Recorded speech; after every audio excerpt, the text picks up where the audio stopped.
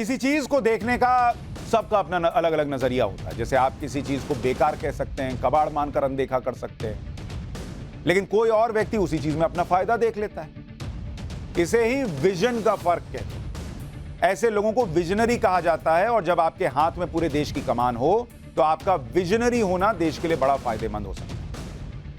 नरेंद्र मोदी भी ऐसा ही विजन रखते हैं, और वो किसी प्रोजेक्ट के प्रपोजल को या किसी जमीन को बेकार मानकर अनदेखा नहीं कर देते, कह रहे यहां क्या होगा, ये तो बेकार है। वो अपने विजन से नई संभावनाएं तलाशते हैं, क्योंकि जहां मौके हैं, जहां संभावना है, वहां तो कोई भी कर दे। जहां नहीं है वहां करोगे बॉस, तभी तो आपकी चुनौती, जो आप चुनौती लेते हैं कि हम ये करके दिखाएंगे, वो देश की चुनौतियां कम कर देता है। वो सोचते हैं कि ऐसा क्या करें कि ऐसा कुछ हो जाए कि बदलाव आ जाए, और उस सेक्टर पर होमवर्क करते हैं जिसमें भारत ने अभी तक काम तक ढंग से या तो नहीं किया या किया ही नहीं, जिसमें असीम संभावनाएं हो सकती। आज हम प्रधानमंत्री मोदी के इसी विजन की बात कर रहे हैं, और इसकी वजह है बात करने की। इस वक्त प्रधानमंत्री मोदी के संसदीय क्षेत्र वाराणसी में गंगा किनारे एक रिवर क्रूज खड़ा है, और इस जहाज का नाम है एमवी गंगा विलास क्रूज। ये जो आप तस्वीरें देख रहे हैं, ये उस क्रूज के अंदर की तस्वीर। बड़ा बड़ा जहाज नहीं देखते, वो टाइटैनिक वाला वैसा जहाज, वो बड़ा जहाज, वैसा एक जहाज इस वक्त वाराणसी में खड़ा है। वहां छोटी छोटी नौकाएं चलती हैं, वो आपने बहुत देखी होंगी। ये देखिए कितना बड़ा क्रूज खड़ा है। 13 जनवरी को नरेंद्र मोदी वर्चुअली इस क्रूज को हरी झंडी दिखाएंगे। अब आप कहेंगे इसमें खास बात क्या है, वो मैं बताऊंगा। गंगा आरती होगी, उसके साथ क्रूज अपने सफर पर निकल जाएगा। रिवर क्रूज के जरिए दुनिया की सबसे लंबी यात्रा की शुरुआत होने जा रही है। सबसे लंबी यात्रा रिवर क्रूज के जरिए। जरा सुनिए यात्रा कैसे होगी। यह क्रूज वाराणसी से लेकर असम के डिब्रूगढ़ तक 3200 किलोमीटर का सफर तय करेगा, और यात्रा के दौरान क्रूज बांग्लादेश से भी होकर गुजरेगा, 27 छोटी और मुख्य नदियों से गुजरेगा, भारत के 5 राज्यों से होकर जाएगा। इसमें यूपी भी है, बिहार भी है, बंगाल भी है, असम भी है, झारखंड भी है। भारत के साथ बांग्लादेश के सफर को 51 दिन में कवर करेगा। अब ऐसे हिंदू मान्यता में 51 बड़ा शुभ होता है अंक। अब वो इत्तेफाकन आया, कैसे आया, लेकिन 51 दिन में ये यात्रा कवर हो जाएगी। अच्छा, इस दौरान ये 50 से ज्यादा पर्यटन स्थलों पर रुकेगा, जिसमें वर्ल्ड हेरिटेज साइट्स भी होंगी, नेशनल पार्क भी होंगे, घाट भी शामिल।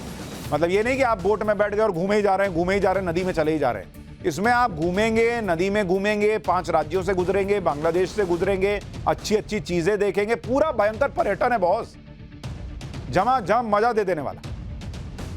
क्रूज पर यात्रा के दौरान आप पटना, साहिबगंज, कोलकाता, ढाका, गुवाहाटी शहर भी घूम सकते हैं। हर जगह थोड़ा थोड़ा स्टॉपेज रहेगा। एमवी गंगा विलास क्रूज में स्विट्जरलैंड के भी 32 टूरिस्ट वाराणसी से डिब्रूगढ़ की यात्रा करेंगे। 1 मार्च 2023 को असम के डिब्रूगढ़ ये पहुंच जाएगा। तो आप देख रहे हैं, शुरू हो रहा है बस एक आध दिन के बाद, 2-3 दिन के बाद, 2 दिन के बाद, और मार्च में पहुंच रहा है। तो कितना लंबा आराम से घूमते फिरते आप। अच्छा, किसी को बीच में उतरना है तो आप कहीं और उतर जाइए, वहां से अपना फ्लाइट पकड़ लीजिए। गंगा पर चलने वाले रिवर क्रूज से भारत को 2 फायदे होंगे। पहला तो भारत में रिवर टूरिज्म को बढ़ावा मिलेगा। अच्छा, ये रिवर टूरिज्म बढ़ना कितना इंपॉर्टेंट है ये अभी आगे बताऊं। दूसरा, क्रूज की यात्रा के दौरान विदेशी पर्यटक भारत की सांस्कृतिक विरासत को भी देख पाएंगे, क्योंकि क्रूज की शुरुआत ही गंगा आरती से हो रही है, तो पहले तो गंगा आरती दिखेगी। फिर यात्रा के दौरान प्रसिद्ध बौद्ध तीर्थ स्थल सारनाथ को कवर किया जाएगा, तो वो देखने को मिलेगा। पर्यटकों को गुवाहाटी से 40 किलोमीटर दूर स्थित मायोंग गांव भी ले जाया जाएगा। यह गांव तंत्र मंत्र और काले जादू के लिए मशहूर है। दावा है कि मायोंग का इतिहास महाभारत काल से जुड़ा हुआ है। यात्रा के दौरान पर्यटकों को दुनिया के सबसे बड़े नदी द्वीप माजुली भी ले जाया जाएगा। ब्रह्मपुत्र नदी पर बना माजुली द्वीप देखने में बहुत खूबसूरत। असम की जनजातियों की अनोखी संस्कृति की झलक भी यहां देखने को मिलती है। यात्रा के दौरान बिहार स्कूल ऑफ योगा और विक्रमशिला यूनिवर्सिटी को भी कवर किया जाएगा। इसके अलावा वर्ल्ड हेरिटेज साइट्स सुंदरबन, जो रॉयल बंगाल टाइगर्स के लिए प्रसिद्ध है, और काजीरंगा नेशनल पार्क, जो एक सींग वाले गेंडे के लिए प्रसिद्ध है, इन दोनों जगहों को भी क्रूज की यात्रा के दौरान कवर किया जाएगा। कुल मिलाकर क्रूज यात्रा के दौरान विदेशी टूरिस्ट भारत की सांस्कृतिक विरासत के दर्शन करेंगे, उन्हें भारत के अलग अलग सांस्कृतिक और आध्यात्मिक कल्चर को जानने का मौका मिलेगा। अच्छा, ऐसा नहीं है कि सिर्फ विदेशी टूरिस्ट करेंगे, आप और हम भी जा सकते हैं। सुन के ये मत सोचिएगा कि भाई वो लगता है सिर्फ विदेशियों के लिए, सबके लिए है। लेकिन चूंकि विदेशी टूरिस्ट का थोड़ा ज्यादा ध्यान रहता है, वो भी देखेंगे और हमारे यहां भी बहुत लोगों ने नहीं देखा है, वो भी देखेंगे। एमवी गंगा विलास क्रूज भारत में रिवर टूरिज्म के नए रास्ते खोलेगा। यह भारत को दुनिया के रिवर क्रूज मैप के नक्शे पर स्थापित कर देगा। अच्छा, इतना ही नहीं, शुरू वाराणसी से हो रहा है। तो वाराणसी में वैसे ही काशी विश्वनाथ बनने के बाद इतने लोगों की संख्या बढ़ गई थी, अब जिनको क्रूज पे जाना है वो भी आएंगे, तो वाराणसी आने की एक और वजह मिल गई। ग्लोबल रिवर क्रूज मार्केट पिछले कुछ सालों में 5% बढ़ा है और साल 2027 तक कुल क्रूज मार्केट जो है, इसकी हिस्सेदारी 37% तक हो सकती है। कुल क्रूज मार्केट में दुनिया के 60% रिवर क्रूज पर अभी यूरोप का दबदबा है। भारत में फिलहाल 8 रिवर क्रूज जहाज ऑपरेशनल हैं जो कोलकाता से वाराणसी के बीच चलते हैं, लेकिन यह दुनिया में सबसे लंबी यात्रा तय करने वाला रिवर क्रूज होगा। और इतना बड़ा मार्केट जो बनता जा रहा है, वो कैसे भारत के भी काम आ सके, ये नरेंद्र मोदी जी ने दिमाग लगाया। ये रिवर क्रूज लग्जरी सुविधाओं से लैस, 5 स्टार होटल की सुविधाओं से लैस क्रूज में 18 स्वीट है। क्रूज जहाज पर एक शानदार रेस्टोरेंट है। अच्छा, स्पा है। अब आप इतना लंबा सफर कर रहे हैं, थक जाएंगे, जाइए स्पा ले लीजिए। सन डेक है, धूप में बैठिए, ठंडी ठंडी हवा चल रही है, मजा लीजिए। मेन डेक पर इसके 40 सीट वाला रेस्टोरेंट भी है जो देख रहे हैं आप। इसमें कॉन्टिनेंटल और भारतीय व्यंजनों के साथ कुछ बुफे काउंटर होंगे। ऊपरी डेक की आउटडोर सिटिंग में रियल टीक स्टीमर चेयर्स और कॉफी टेबल के साथ एक बार शामिल है। शावर वाला बाथरूम है, फ्रेंच बालकनी है, एलईडी टीवी है।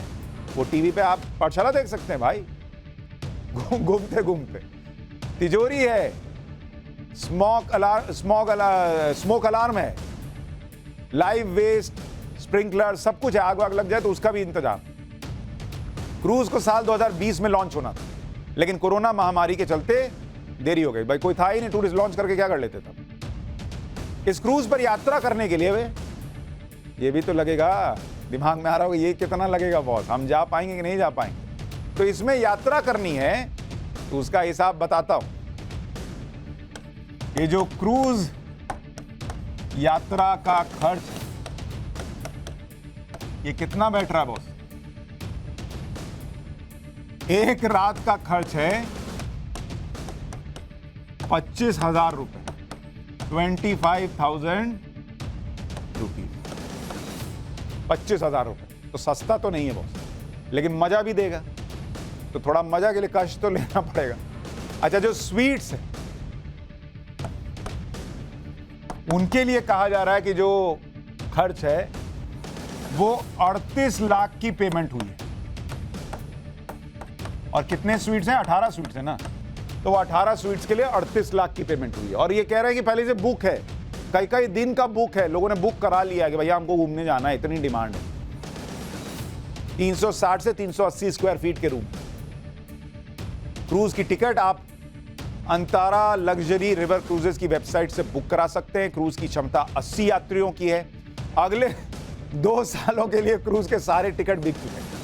तो आप 2 साल तक पाठशाला में वीडियो देखिए और मजे लीजिए। 2 साल का टिकट बुक है भाई। अब हो सकता है कोई और शुरू कर दे, इतना अगर डिमांड है तो।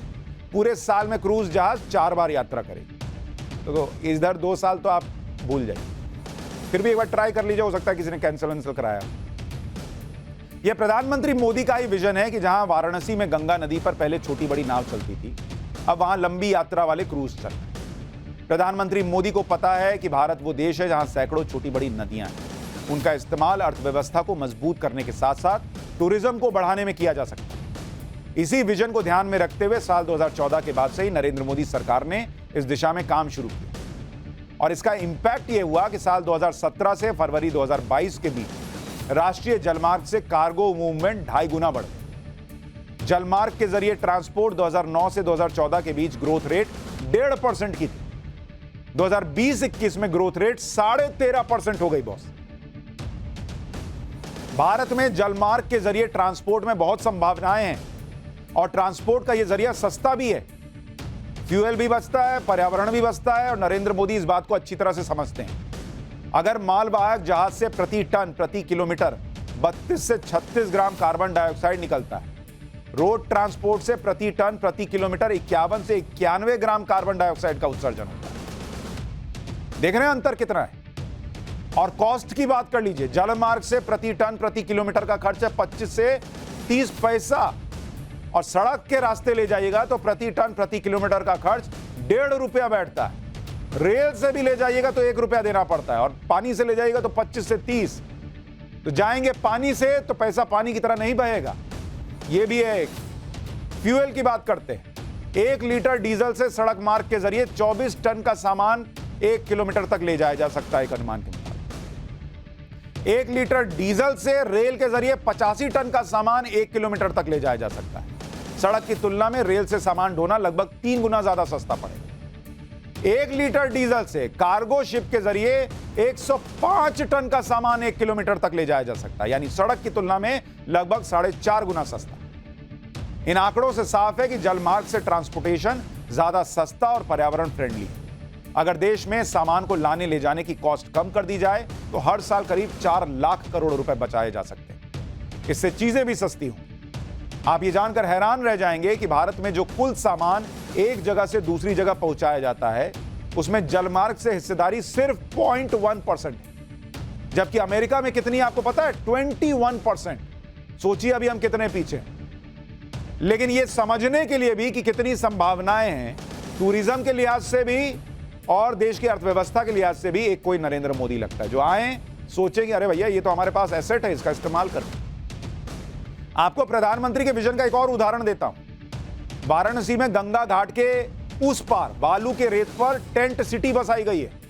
यह टेंट सिटी अस्थायी है जहां टूरिस्ट आकर गंगा किनारे वक्त बिताते हैं। प्रधानमंत्री मोदी 13 जनवरी को इसका भी उद्घाटन करेंगे। यह टेंट सिटी गंगा के बालू पर किसी 5 स्टार होटल जैसी। यहां वो सब सुविधाएं हैं जो किसी 5 स्टार होटल में होती। योगा सेंटर है, कॉन्फ्रेंस हॉल है, स्विमिंग पूल है, सब है बॉस।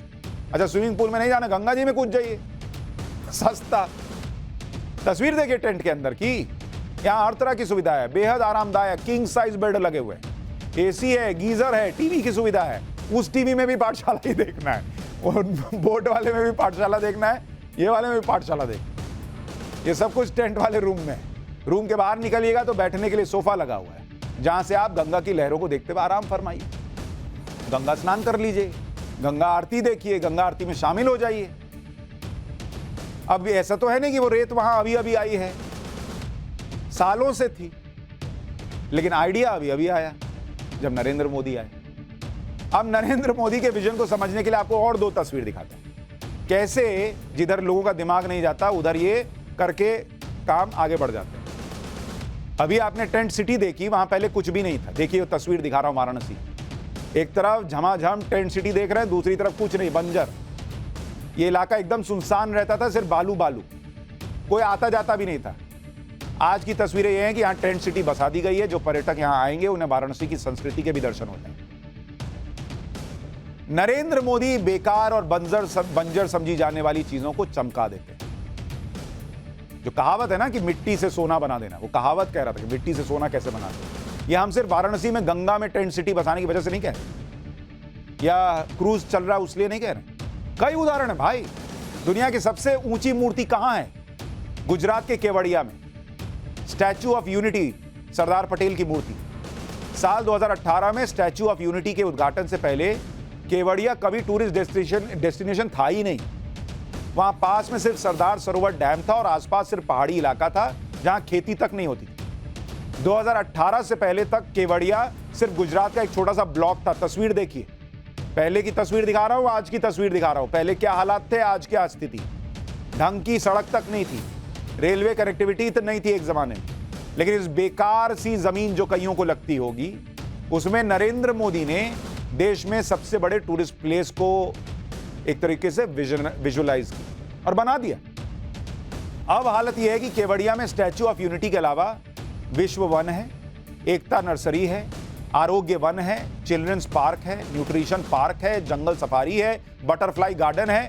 21 प्रोजेक्ट चल रहे हैं जहां सैलानी घूम सकते हैं। केवड़िया में नर्मदा नदी, रिवर राफ्टिंग और वाटर स्पोर्ट्स का भी मजा ले सकते हैं। होटल खुल गए वहां पर, लोग आ रहे हैं। 50 लाख से ज्यादा टूरिस्ट जो है वो 2018 से 2022 के बीच आ चुके। सोचिए वो जगह कभी वीरान हुआ करती थी, वहां 50 लाख टूरिस्ट आ गए सिर्फ एक सोच से जो नरेंद्र मोदी ने लगा दिया। लोग कहते हैं अरे इतना पैसा लगा दिया मूर्ति बनाने, कितने लोगों को नौकरी मिली, कितने लोगों का घर चल रहा है, कोई सोचेगा? तो ये होता है थोड़ा सा सोचना, देखना, आगे का देखना, सोचना, जो बाकी लोग भी कर सकते हैं, लेकिन वो यही देखते रह जाते हैं कि वो 2024 वाली कुर्सी मिलेगी।